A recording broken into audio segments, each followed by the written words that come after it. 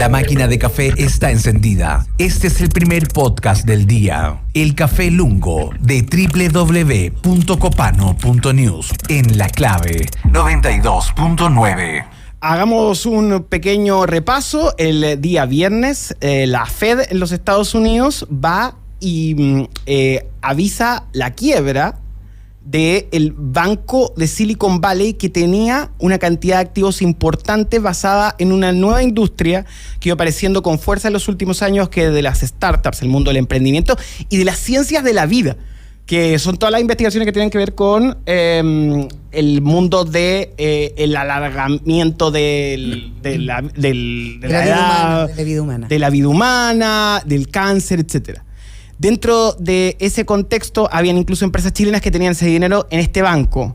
Para poder entender esto, tenemos a la presentadora de Clave Morse, que va inmediatamente después de este espacio, la señora María Elena Dressel con nosotros. Voy a estar de aniversario el jueves. Oye, muchas gracias. No sabía que venía este espacio tan importante. Interesante mirar lo que está pasando, no solamente con el Silicon Valley Bank, el SVB, sino que también con la banca en general y con la Reserva Federal y esta estrategia de estar subiendo y bajando las tasas de interés en Estados Unidos, y cómo esto golpeó muy fuerte específicamente este banco, que es un banco de tamaño mediano. Ya, a ver, no entiendo, ¿qué es la Reserva Federal de los Estados Unidos? Tú sabes mejor que nadie. No, pero quiero como el Plaza Sésamo. Es como el Banco Central de Estados Unidos. Ya. Entonces, el Banco Central dijo que el banco era insolvente, que no tenía plata para pasarle a la gente que está... No específicamente. Mira, el Silicon Valley Bank es un banco que tiene 35 años de antigüedad. O sea, es un banco bastante viejo. Nace en la década de los 80, y a raíz precisamente de las primeras empresas de base tecnológica que se instalaban ahí en California, y por lo tanto ellos descubren, por eso es un banco mediano, que las startups tienen ciertas características que no tienen las empresas comunes y corrientes, una pyme en el caso chileno, y por lo tanto necesitaban ciertos análisis de riesgo especial, cierto papeleo especial, y empiezan a darle crédito a estas empresas. Un banco de lo que uno llamaría B2B. O sea, no un banco para mí, para ti, business Nicolás, que tú vas y pides un crédito de consumo, no. En general es un banco que es para otras empresas. La banca le presta a empresas. Ah, perfecto. Ya, igual hay personas naturales entre medio, porque obviamente están fundadores. Por ejemplo, Soy Momo, ustedes lo comentaban ayer acá en el programa. Hay varias startups chilenas, incluso empresas chilenas que tenían cuenta en Silicon Valley Bank. Soy Momo es una empresa que lo que hace es tecnología familiar para los niños, unos relojes que en el fondo te permiten B2B estar significa business to business, ¿no? Que es distinto a B2C, que es business to consumer. Así es. Que es de la empresa al consumidor, ¿no? Ahora, ¿qué pasa con este banco? Al estar poniendo su plata, en el fondo prestándole plata a empresas que muchas veces se convierten en insolventes, porque la startup tiene esa característica, por eso hoy día existen fondos de inversión de riesgo para las startups, etcétera, hace que efectivamente cuando ellos reinvierten algunas platas no tengan las ganancias que tienen bancos tradicionales. Porque tú sabes que cuando tú pides un crédito, o cuando tú le estás pagando o poniendo un ahorro en un banco, tú no sabes dónde está invirtiendo el banco. Hay una guerra bastante importante en eso lo podemos hablar otro día con la banca ética. Por ejemplo, yo podría poner plata en construcciones narco. Hay ciertas regulaciones, yo no estoy diciendo que los bancos lo hagan habitualmente, pero uno no tiene toda la información transparentada respecto a qué hacen. Por ejemplo, si yo tengo, mi mamá me heredó 5 millones y yo los pongo en un depósito a plazo. ¿Qué pasa con esa plata? ¿Cómo rentabiliza esa plata? ¿Dónde la está invirtiendo el banco? Esa es una discusión que es bien importante y que se ha dado en el último tiempo. Bueno, en el caso de Silicon Valley Bank, ellos tienen metida la plata obviamente también en algunas inversiones de riesgo. Cuando la Reserva Federal sube las tasas de interés que se habían bajado durante la pandemia, pierden mucha plata y empieza una terminología que aprendí para venir para acá, que se llama una corrida bancaria, donde las personas que tenían plata invertida en el Silicon Valley Bank, porque esto es inversión de ida e inversión de vuelta, empiezan a sacar su plata porque hay mucha pérdida. Estaban perdiendo el jueves en la tarde como entre un 40 y un 60%. Lo voy a poner en un lenguaje como para todos. Ya. Trato de explicarlo en castellano. No, estuvo muy bien, pero lo voy a volver al B2C. Okay. Es como si de pronto descubriésemos que nuestros fondos mutuos de los bancos empiezan a perder a caer. Y todos vamos a sacar la plata. Todos juntos la plata. Y ahí el banco queda pelota, básicamente, porque empieza a tener falta de liquidez. Bueno, eso pasó, pero a nivel empresa. Esto comenzó del jueves. Jueves en la tarde empezó. Entonces esta empresa metió en fondos que no eran rentables y básicamente tuvo que ver con que no tenía tanta rentabilidad. Y la Reserva Federal sube las tasas, entonces ahora se está cuestionando si es que la Reserva Federal tiene que hacer esta baja y alza de tasas tan radical, porque incluso no es solamente el Silicon Valley Bank, que ya salió Joe Biden a decir, no se preocupen, se les va a devolver la plata a quienes eran ahorrantes o quienes tenían sus negocios funcionando a través de este banco, pero no así a quienes invirtieron en el banco. O sea, el inversionista de riesgo que puso plata en el banco, porque el banco también tiene acciones, etcétera, ese perdió, como en la guerra. O sea, el que tenía su cuenta corriente normal y tenía su plata ahí, ese se le queda. El que estaba apostando en inversión, exacto, él lo perdió. Ese pierde, exactamente. Porque como dijo Joe Biden, es súper interesante la frase en la cual explica el proceso. Y me parece que es interesante leerla completa, porque si uno lee de aparte... A saber, como decía un amigo. Claro, lo que genera es duda. Dice, si la Corporación Federal de Seguro de Depósito... Que esa es la que responde, en el fondo. Que se parece mucho a cuando aparece abajo de... Nosotros no tenemos esto, ¿eh? Pero existe algo que dice la garantía de los depósitos en todos los comerciales, abajo. Las BIF. Es como las BIF. Chuta, pero yo no sé si acá nos responderían dólar por dólar como en Estados Unidos. No, pero dice que hay un límite. Sí. Claro, dice, hay un límite a la garantía estatal a los depósitos. Pero probablemente nos cagaría. Sí.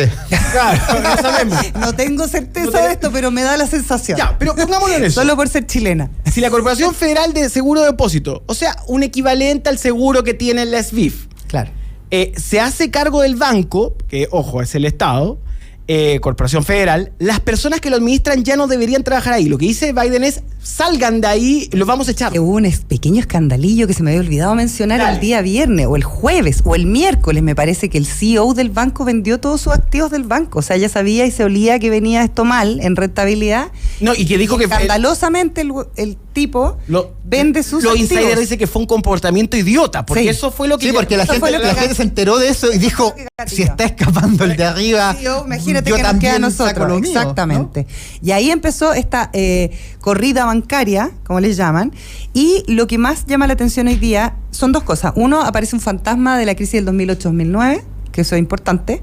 Dos, este cuestionamiento respecto a la Reserva Federal y las alzas y bajas de tasa de interés. Tres, ¿qué pasa con otros bancos? Porque el viernes pasado ya estaban hablando de que, por ejemplo, habían bajado en términos de capacidad el banco alemán, ¿cómo se llama? El Deutsche Bank, bancos europeos. Pero ahora, escuchando algunas informaciones de esta mañana, a pesar de las palabras de Joe Biden, hay bancos que han tenido que salir a respaldar a bancos más chicos en Estados Unidos. O sea, hay una baja en la rentabilidad de la banca en general. Lo que se llama el efecto contagio. Así es. Dentro de eso, voy a terminar la frase. Dice, los inversionistas no estarán protegidos como tú muy bien explicabas. Sí. Se arriesgaron a sabiendas y cuando el riesgo falla, los inversores pierden su dinero. Inversión de riesgo. Y dijo, así es como funciona el capitalismo. Así es. Entonces, estamos frente a un escenario que podría decantar en un efecto en cadena o hay que ser prudente. Porque yo estaba mirando que hasta ayer todos decían que estaba controlado, pero empiezan a darse señales más... Tal cual. Hoy día, por ejemplo, no sé cómo se llama, otro banco, porque piensa que hasta hace un tiempito corto atrás, la revista Forbes calificaba el Silicon Valley Bank como el banco más estable, prometedor, joya de Estados Unidos, y ahora vemos que esta cosa se derrumba como un castillo de naipes. Hay que hablar también de la economía como un verdadero juego también de especulación, ¿no? Y cuando sucede esto, lo mismo que dice Biden, si usted está jugando a ser inversionista, tiene que entender que acá también hay una buena cuota de especulación. Pero esto lo que genera es que empieza a cuestionarse todo el sistema bancario y empieza a ver, bueno, esta sombra de la crisis del 2008 y se empieza a decir, bueno, va a pasar esto con otros bancos, incluso Citibank hoy día tiene que salir a prestarle plata a un banco intermedio norteamericano, que no me acuerdo cuál es. ¿A cuál? Creo que es Synergy. No me acuerdo cuál es, pero tienen que salir a prestarse un poco de ropa. Entonces, la verdad, si bien hay una buena respuesta de la autoridad, que ya me la quisiera yo acá en Chile, no se sabe todavía cómo se va a seguir comportando. María Elena, ahí yo tengo una pregunta que la digo por mí, pero también por cualquiera que nos pueda estar escuchando. ¿Cómo podría afectar esto si es que podría afectar a los bolsillos de las personas que andamos en metro, en micro, que caminamos por la calle? ¿Hay posibilidades de que este contagio llegue a la economía local y cómo la economía local está preparada para aquello? Las economías siempre están concadenadas. O sea, yo creo que todo lo que pasa en China incluso, o vimos lo que pasa en Ucrania, que sigue la guerra, ojo con eso. Se está hablando de que vamos a tener un 40% de alza del precio del gas y de la electricidad para el invierno, por si acaso, para que se vayan preparando.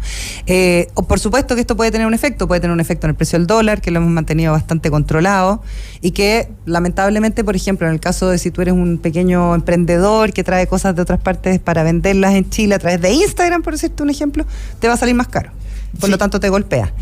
Entendido la situación macroeconómica y microeconómica también, pero la pregunta es, en este miedo que hay de lo que tiene que ver ¿Está con... como que nos golpea esta semana para el pasaje de la micro? No. Sí, no, pero con los fondos de las personas de los bancos distintos como el Santander, que es español, de otros que están acá, la gente invertido, ¿corren riesgo o es un escenario que está muy lejos No, todavía? yo no lo veo corriendo riesgo, por lo menos en local. Evidentemente, gente que tenga inversión en Estados Unidos debe estar súper atenta. El Hay fondo mucha gente USA que ha hay que sacado. ponerle ojo. Sí, hay mucha gente que tiene plata invertida en Estados Unidos.